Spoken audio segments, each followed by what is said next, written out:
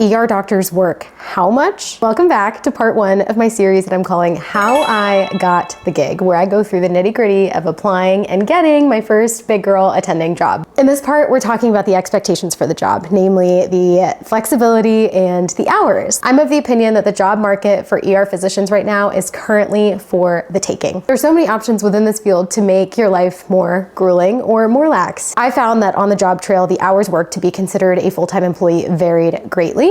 For a traditional W-2 employee, the lowest FTE that I found was roughly 108 hours, ranging all the way up to 130 to 140 hours a month. I was exposed to plenty of opportunities for part-time work. There are tons of locums and per diem opportunities that are easily findable even on Google or signing up for techs through recruiters. Folks tend to earn more and have a great deal of flexibility when it comes to making their own schedule. The downside might be that if you are somebody that has laid down roots in the current location that you're in, you may have to travel a lot and be somewhat of a nomad. You may be responsible for doing your own taxes, potentially responsible for your own medical malpractice. You might be responsible for obtaining your own health insurance. At most groups, you're going to be working days, nights, holidays, weekends. That is the nature of being an emergency medicine physician. But one thing that I was personally looking for when I interviewed at a couple of the groups in my area was that they had a base of nocturnists who that's all they wanted to do, so that I did not have to be predominantly a night owl during my first couple years